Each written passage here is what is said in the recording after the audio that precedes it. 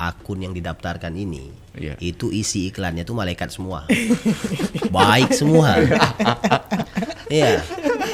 Tapi akun yang tidak didaftarkan ini, di sini banyak nerakanya. Ini banyak iblis-iblis ya di situ kan.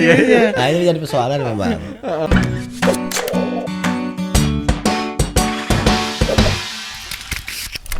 Selamat sore. Selamat sore, Mas Agus, Mbak Nita. Selamat sore ya. Saya sudah kenal semua, tapi pas lihat YouTube-nya. Jadi ternyata udah terkenal kita. Iya. Di awal aja ininya tamu podcast kita udah ini duluan ya, Bang. Udah kalah kita hostnya nih. Selamat sore Tribuners ya. Kita kembali lagi di Tribun Podcast.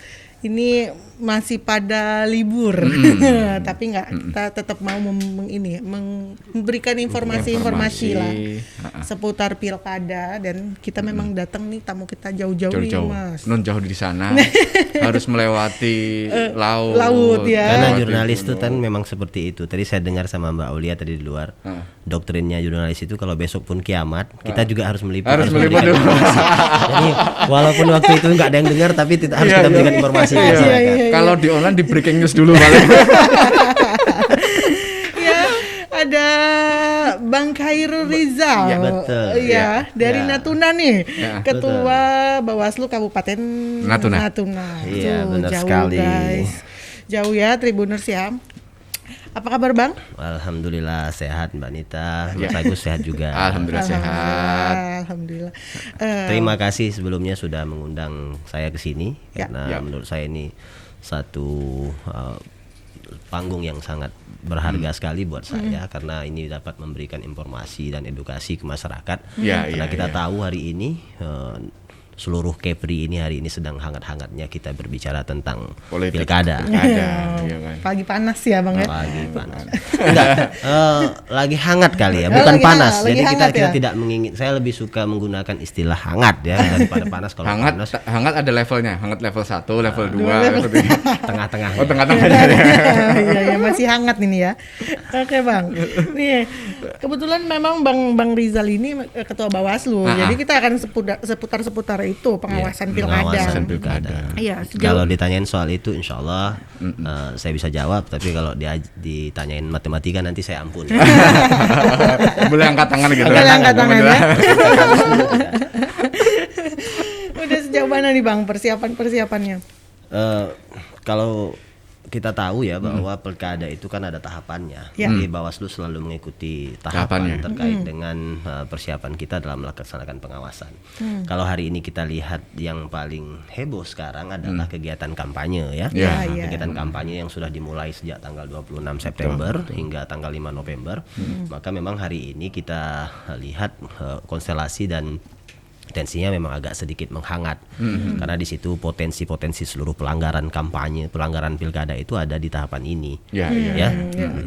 Ini jumlah DPT di sana 52.810. 52.000. Tapi begini, DPT itu dinamis. Jadi dia hari ke hari itu dia akan berubah. Jadi walaupun sudah kita tetapkan 52.800 sekian, besoknya itu akan berubah, bisa nambah bisa kurang. Kenapa?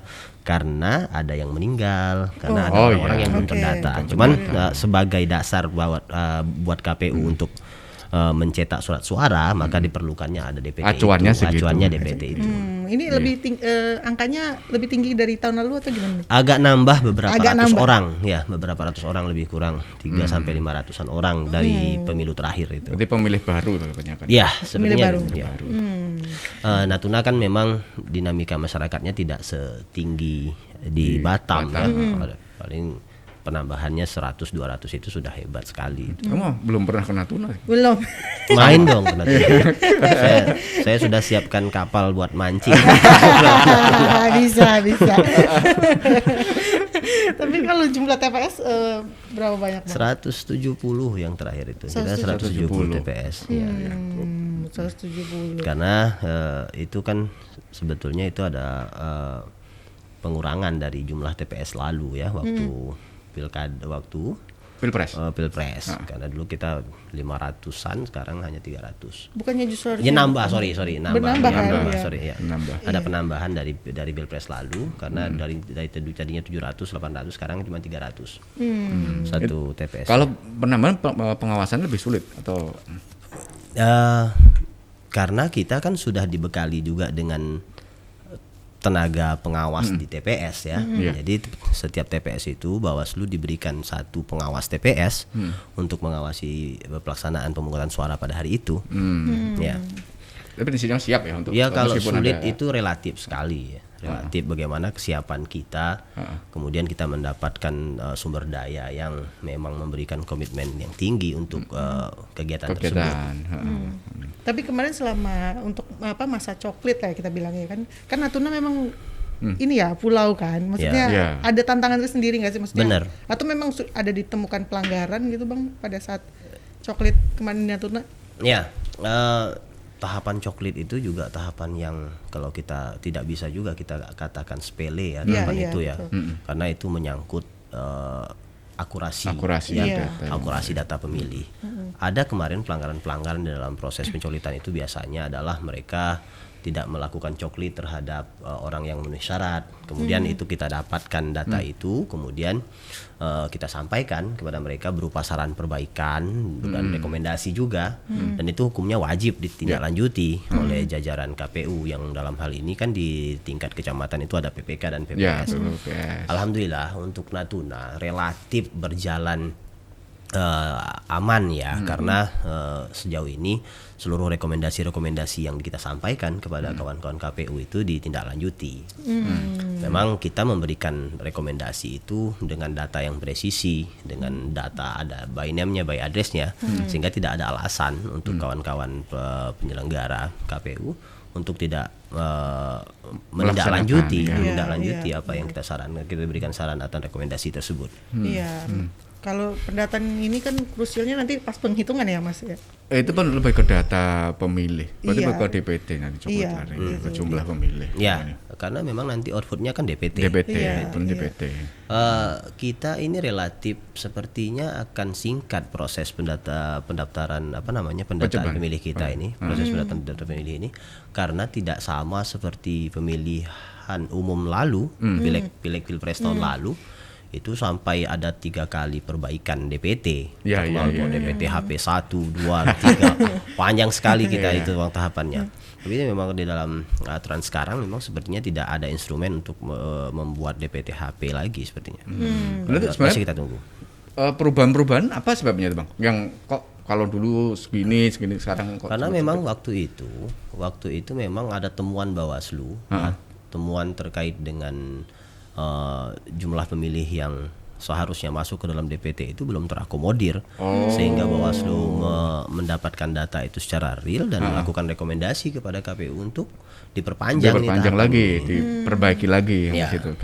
Kita berharap memang kali ini tidak sampai seperti itu. Namun kalau memang ada temuan-temuan yang sifatnya sangat prinsipil itu terkait misalnya dengan banyak sekali warga kita yang belum terdata di dalam proses pendataan kemarin itu, maka harus kita coba melakukan rekomendasi kepada KPU untuk agar itu diakomodir. Ya. Kalau Bang Rizal ini dari pemilu 2019 masa jabatannya dari? Saya di Panwas ya, masih Panwas tahun 2017 itu sampai 2018 itu Panwas. Kemudian ada perubahan undang-undang. Ya, sekarang Bawaslu. Kita Bawaslu. Itu Bawaslu kan sudah menjadi lembaga yang permanen, yang sebelumnya ad hoc. Jadi saya praktis di sini itu lebih kurang 3 tahun di Bawaslu. Berarti yang pemilu kemarin sudah. Kalau dilihat dari yang sebelum-sebelumnya, maksudnya yang pemilu kemarin lah, karena Abang yang ini kan, itu partisipasi masyarakatnya seberapa persen Bang? Saya bersyukur Natuna itu termasuk daerah yang partisipasinya cukup bagus. Oh tinggi ya? Berapa persen? Angka kita sudah sampai 80% angka partisipasi kita. Jadi paling tinggi di Kepri berarti ya? Benar. Iya kan? Iya. Batam aja 50. Benar, jauh sekali. Jadi memang saya bersyukur masyarakat kita lebih aware ya dengan itu memang masyarakatnya memang sudah paham duluan atau sosialisasi yang gencar atau gimana Bang sebenarnya? kok perbedaannya jauh sekali. Misalnya di Batam, di daerah yang lain kayak gini. Mudah-mudahan ini bentuk dari kesuksesan penyelenggara memberikan informasi kepada masyarakat sehingga masyarakat sadar bahwa proses pemilihan itu sangat menentukan sekali dengan dampak daripada perjalanan daerah itu untuk beberapa tahun ke depan, sehingga masyarakat secara partisipatif menyadari itu dan datang memenuhi TPS itu. Apalagi ini sekarang nanti pemilihan bupati yang jelas berkaitan langsung atau kepentingan masyarakat di Natuna sangat besar ketimbang yang lain ya kan. Sepertinya ya kan lebih tinggi lagi. Lebih tinggi lagi. 90% paling enggak misalnya. Ada kontestasi elit lokal ya. Ya, lokal di situ. Berarti untuk ininya udah siap ya Bapak, maksudnya pengawasnya lah, pengawasannya di masing-masing nanti TPS. Itu persoalan. Jadi persoalan. Hari ini kita sedang melaksanakan rekrutmen pengawas TPS. Oh masih ya? Ya masih. Itu sudah perpanjangan ketiga. Ini ya. Udah 3 kali perpanjangan untuk memenuhi kuota agar tidak ada TPS itu yang pengawasnya bukan dari orang kampung situ. Karena ini penting sekali kan. Kalau misalnya pengawas TPS di TPS itu yang diawasi oleh orang bukan dari berasal dari kampung itu, tentu dia tidak akan mengenal wilayah itu dan tidak berpotensi itu tidak mengenal orang kan. Dari jumlah yang dibutuhkan sekarang sudah terpenuhi berapa? Data terakhir itu di Bawaslu baru 80%. Padahal udah perpanjangan ketiga. Memang mengkhawatirkan sekali. Apa kira-kira Bang? Itu persoalan yang menurut saya itu dari tahun ke tahun itu memang pertama mengapa sulit di Bawaslu karena memang di persyaratan kita itu berbeda dengan persyaratan yang ada di KPPS di KPU ya. Karena kita itu syarat umurnya harus 25 tahun kemudian harus sekolahnya harus tamat SMA. Namun secara filosofis itu memang benar dibuat oleh kita lembaga kita karena seorang pengawas itu tentunya dia harus memiliki kematangan mental dulu supaya kalau bagaimana misalnya pengawas TPS itu usianya misalnya baru 17 atau 18 tahun ya dalam kondisi mentalnya yang belum stabil seperti itu nanti ada yang belirik aja udah kader apa berani itu bisa lihat orang ya katakanlah di situ ya yang kumisnya udah panjang pakai tato kan gituin aja udah mundur dia jadi sebenarnya benar kan dari semangatnya itu kita bisa tangkap itu harus memang pengawas itu harus yang punya kestabilan mental ya kan dan kematangan katakanlah seperti itu sehingga dia mampu menjalankan tugas dan fungsinya di TPS itu. Ya untuk Tribuners yang di Natuna mungkin bisa mendaftar ya Bang ya. Ya kami sangat dibutuhkan partisipasinya. Masih dibuka beberapa hari ke depan dan kami tidak tahu nanti apa surat keputusan yang dikeluarkan oleh lembaga. Kalau memang sampai terakhir juga tidak memenuhi kuota, apakah kita harus jemput dari TPS sebelahnya, dari kampung sebelahnya, seperti apa? Nanti tentunya kami selaku pelaksana di bawah akan menunggu edaran dari Bawaslu RI. Bagaimana menghadapi di situasi seperti itu. Nah, kalau kondisi di sana di Natuna itu kan bisa jadi terpecah sama lautan ya Bang. Kira-kira yang di pulau besar perbandingan berapa Bang antara TPS yang di Natuna sendiri dengan yang di pulau-pulau? Jadi sebenarnya distribusi jumlah pemilih itu distribusi pemilih itu memang betul terkonsentrasi di pulau. Kalau kita menyebutnya di wilayah 1 itu di Bunguran Besar.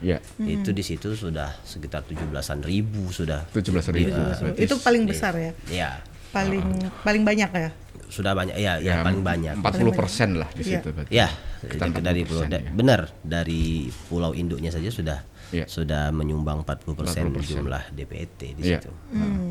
Berarti kalau dari Bawaslu sendiri sudah turun ke lapangan untuk survei potensi sebenarnya pelanggaran ya pasti. Iya kita sudah membuat pemetaan ya. Kalau di Bawaslu itu kan kita menyebutnya dengan indeks kerawanan pemilu. Jadi indeks kerawanan pemilu itu yang atau IKP itu kan selalu kita lakukan pengukuran setiap beberapa bulan sekali. Jadi dalam satu pilkada itu belum tentu satu kali saja dia ambil datanya. Contoh misalnya pada pemilihan ini kan, pemilihan ini itu Bawaslu sudah mengeluarkan paling tidak sudah 3 kali mengeluarkan IKP. IKP sebelum COVID, kemudian masa COVID, kemudian lanjutan ya kan. lanjutan ini. Jadi kan melihat bagaimana potensi-potensi yang akan sangat rawan sekali terjadi pada tahapan ini, itu diukur di situ. Tadi pertanyaan Mbak itu kalau misalnya di mana di Natuna misalnya apa potensi-potensi pelanggaran-pelanggaran yang terjadi. Saya kira problematikanya sama dengan wilayah-wilayah lain, hanya mungkin mana yang lebih dominan saja. Kalau kita bicara konteks pemilihan, maka fokus pengawasan kita itu tentu pada yang nomor satu itu adalah potensi politik uang itu. Paling ini ya. Karena tapi di mana-mana juga politik uang juga jadi krusial. Makanya saya katakan kalau problem utama di seluruh daerah saya kira adalah politik uang itu. Kemudian di bawahnya itu mungkin ada perbedaan. Mungkin di sana ada penggunaan fasilitas negara. Di wilayah ini mungkin kampanye SARA ya gitu kan. Mungkin di Batam mungkin lebih kental SARA-nya mungkin yang akan diangkat isunya. Mungkin Natuna mungkin dari sisi netralitas ASN-nya katakan seperti atau penyalahgunaan fasilitas negara. Hal-hal seperti itu memang berpotensi sekali untuk terjadi dalam proses tahapan ini. Sehingga memang Bawaslu memang melakukan upaya utama, yaitu melakukan pencegahan. Setelah kita awasi, kita cegah. Jadi saya selalu menyampaikan kepada jajaran di bawah itu, teman-teman itu harus melakukan tugas-tugas utama itu bukan ngawasi kemudian catat laporkan, bukan, tapi awasi kemudian ada potensinya kemudian dicegah sehingga orang tidak sampai melanggar. Kalau sudah melanggar kan ada konsekuensi. Ada konsekuensi. Ya, bisa itu berupa konsekuensi administrasi, juga bisa konsekuensi pidana. Pidananya ada. Tapi sejauh ini pelanggaran yang udah ditemukan ada nggak Bang? Di Natuna ya? Ya. Yang ada sejauh ini banyak sekali itu dari sisi administrasi ya, karena kita kampanye. Administrasi itu seperti apa? Administrasi itu adalah kegiatan kampanye yang tidak menyertakan surat tanda terima pemberitahuan kampanye. Nggak lapor. Teman-teman kampanye terselubung ya. Iya. Sementara itu kan wajib. Harus dilaporkan. Ya, sebagai dasar buat mereka melaksanakan kegiatan itu. Nah, dalam kondisi itu tentunya ketika kita tahu, kita koordinasi, kita minta bubar. Ya, karena memang tidak sesuai dengan prosedurnya, ya kan? Kita minta bubar, kalau nggak mau bubar ya kita bubarkan. Mau bubar sendiri atau kita Tapi saya bersyukur sekali lagi saya bersyukur juga menjadi pengawas pemilu di Natuna itu, baik masyarakatnya maupun pesertanya itu lebih mudah kita ajak diskusi, lebih mudah kita ajak bekerja sama, sehingga karena lebih homogen ya. Homogen benar, iya kan? Kita homogen dan saling kenal. Iya. Nah, itu modal menurut saya, itu modal buat Natuna untuk mendapatkan satu pilkada yang damai sebenarnya. Nah, tinggalkan damai itu kan belum tentu linear dengan kualitas. Betul. Ya. Jadi memang target kita itu pilkada nanti itu selain dia damai, tapi juga mendapatkan pemimpin yang berkualitas dari proses yang berkualitas pula tentunya, proses yang bersih tentunya. Ini beda sama apa yang kemarin Lingga, Batam, netralitas ASN yang paling tinggi sampai saat ini. Ya di sana juga kemungkinan ada juga kan. Karena di Lingga itu sudah ada yang diproses. Iya, benar. Di Natuna mungkin mereka takut kali ya.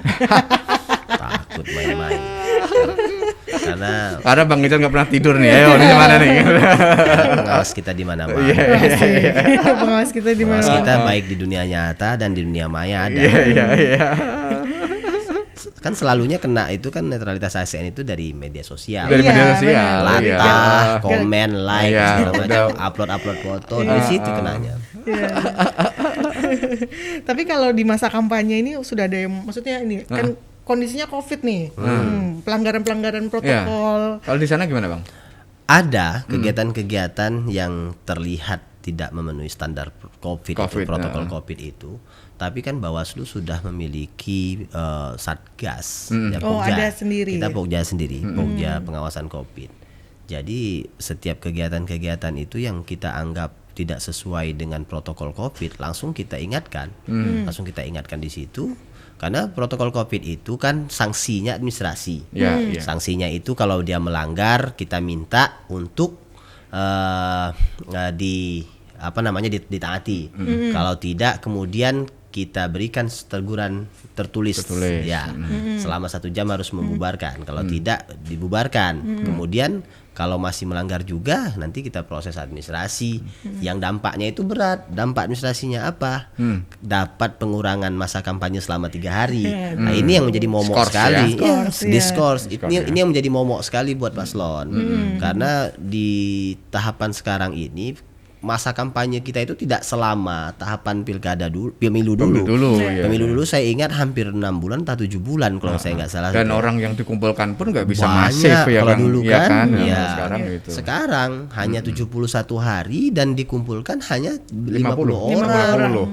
Nah, tentu kalau dikurangi 3 hari itu luar biasa, sangat sedih ya. Galau banget. Sayang banget ya. Jadi kita tinggal ingatkan saja ini mau tertib atau nanti mau nggak kampanye 3 hari. Tinggal pilih mana kan gitu. Sebenarnya teman-teman tim paslon itu dikasih tahu begitu aja udah Takut udah sadar. Ya. Kita nggak bilang takut, ya, sadar. Tim paslonnya sadar Bang. Tim kampanyenya mungkin yang kadang-kadang kita ada bukti banyak yang nggak lapor juga, melakukan itu kan gitu kan. Ya ada tempat yang memang kemarin kegiatan itu kita dapatkan tidak berizin itu kita sampaikan ke paslon yang kita tidak sebut paslonnya ya. Demi kode etik itu kita sampaikan ke paslonnya, Pak ini tidak berizin, kalau Bapak laksanakan ini melanggar, kami minta tidak dilaksanakan. Tapi alhamdulillah mengerti. Kemudian ya tidak jadi. Kemudian ini kan di kadang-kadang digoreng-goreng ini. Wah. Sebenarnya yang dibubarkan saja tidak persoalan sebenarnya. Tapi kalau ini kan ini masa kampanye juga menggunakan online, daring kayak gitu. Nah, pasti gimana pengawasannya Bawaslu nih dengan teman-teman paslon yang menggunakan medsos atau razia medsos juga atau gimana cara pengawasannya, Bang? Ya, karena kan paslon itu wajib menyampaikan akun untuk kampanye mereka ke Menlu. Kita ngawasinya di situ. Kita ngawasi di 20 akun itu. 20 akun disampaikan KPU itu yang kita awasi, dan Bawaslu juga punya tim humas dan tim IT-nya kan melihat kegiatan itu. Kemudian kalau memang kita temukan ada kampanye yang di situ sifatnya sudah destruktif, ya katakanlah itu misalnya hoak, sara seperti itu kan. Kemudian misalnya ada kampanye yang belum saatnya, seperti misalnya kampanye iklan itu kan belum saatnya di media sosial dan media daring itu kan. Ya itu langsung kita lakukan proses penelusuran karena ada potensi pelanggaran pelanggaran kampanye, pelanggaran hukumnya, baik itu administrasi maupun itu pidana. Tapi misalnya yang sambil minum boleh ya? Boleh Bang. Saya masih bingung kalau misalnya yang didaftarkan akun A, terus dia membuat akun B dan itu diiklankan. Nah, itu gimana cara mengetahuinya ya kan, Mas? Yang bikin akun bayangan. Iya, ya kan yang didaftarkan akun A misalnya begitu. Ya, ternyata dia iklan di akun B. Nah, dia membuat akun baru nih misalnya. Apakah kayak gitu sudah diantisipasi? Itu yang menjadi persoalan. Kadang-kadang akun yang didaftarkan ini itu isi iklannya tuh malaikat semua. Baik semua. Iya. Tapi akun yang tidak didaftarkan ini, nah di sini banyak nerakanya. Ini banyak iblis-iblis yang di situ kan. Nah ini menjadi persoalan memang. Nah, cuman dalam hal seperti itu, kita lihat kalau dalam konten-konten seperti itu kita temukan, kita nanti akan sampaikan ke Bawaslu RI untuk kemudian dilakukan take down. Di take down. Jadi kita sampaikan ke platform ya. Platformnya apakah itu kita report ke platformnya, nanti untuk dilakukan proses take down. Persoalannya Bang, Mbak Nita, persoalannya kadang-kadang proses take down itu kan tidak sebentar. Lama sekali. Kadang-kadang pilkadanya sudah selesai, hasilnya sudah ada, baru di take down. Proses take down itu lama sekali itu prosesnya. Ini memang masih menjadi pekerjaan menjadi pekerjaan rumah penyelenggara pemilu khususnya Bawaslu dalam melakukan pengawasan terhadap akun-akun yang tidak bertuan ini. Iya benar, itu PR ya. PR itu. PR banget ya. Tapi kalau dari semua maksudnya daerah-daerah di Natuna itu daerah yang benar-benar berpotensi besar ya. Mana? Permasalahan, pelanggarannya. Pelanggarannya. ini dari sisi apa dulu? Kita harus lihat dulu nih. Dari sisi pelanggaran apa dulu? Misalnya kalau kita bicara kalau politik uang itu mungkin lebih berbahaya di daerah-daerah pinggiran ini. Daerah pinggiran ya kan? yang Karena orangnya tidak ramai, ya kan? Masyarakatnya permisif sehingga orang untuk melapor tidak ada. Ya. Ini kan persoalan politik uang nih yang menjadi masalah itu. Masyarakat kita permisif. Ya. Kita menganggap itu hal yang biasa. Dan itu musim panen. Ya. Itu persoalan. Pesta lagi. Sehingga kalau kita mengimpikan pilkada yang bersih tanpa politik uang itu memang harus ada keterlibatan masyarakat secara sadar untuk memberikan laporan ke Bawaslu. Kemudian kan akan klise pernyataan saya, orang akan anggap loh kalau begitu apa tugas Bawaslu? Ya benar, kami akui membuktikan politik uang itu sangat